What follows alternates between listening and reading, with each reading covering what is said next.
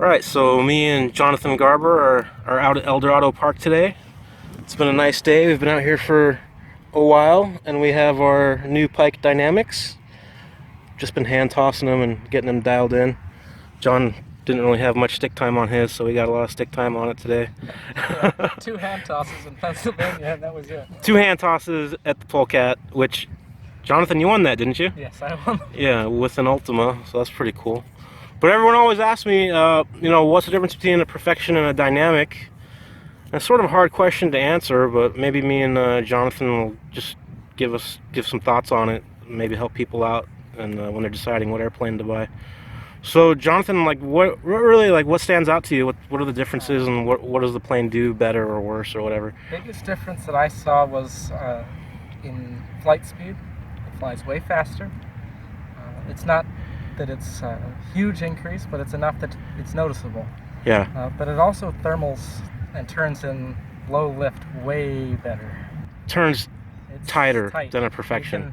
You can wrap it up and get it on a wingtip. And you have more confidence, right? Yes. But yeah, I noticed that too. Yeah. And in general, I like the way it runs. If you need to move upwind, you can. Yeah. Perfection, I don't even have to go into speed mode. Yeah, yeah. I just put the nose down. Yeah, I noticed when I flew my other Dynamic in Vegas at the F3J contest that I didn't have to run ballast when guys were putting ballast in their other models. So Yeah. definitely the penetration's better. Off a B winch, it's a missile. It launches ballistic. Yeah, It'll sure. out-launch almost everything. Super thin airfoil. Yeah, so it's really... That's what makes it faster. Is the what is it, like a 7.5% or something like that? I'm not sure. I mean, the airfoil is not a whole lot thinner than the Perfection. It's thinner towards the first 50%. Yeah. And actually the trailing edge is thicker at the hinge line. Yeah.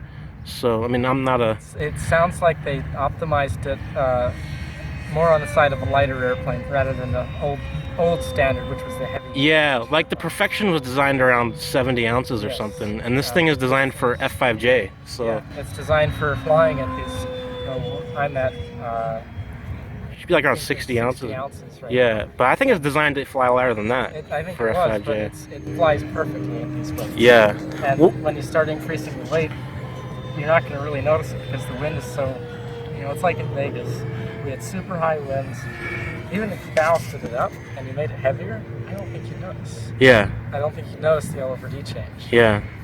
What about the workload when you're flying it in your flight modes and flipping switches and stuff? It's super simple. I can turn it on if you want. Yeah, we could run down your flight modes and see what you're using. There's in section. This is in section and then camber. And I'm running a little more camber in normal mode than Ollie is.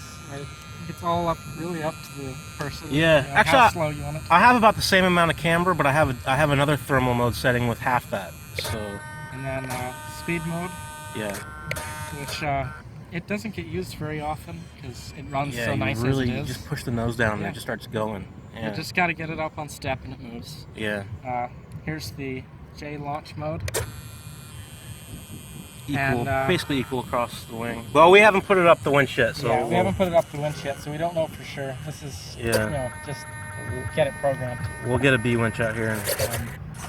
But rudder throw, it moves really well. It gets good travel, especially for the lighter weight airplanes. You need to use more rudder to fly. Yeah.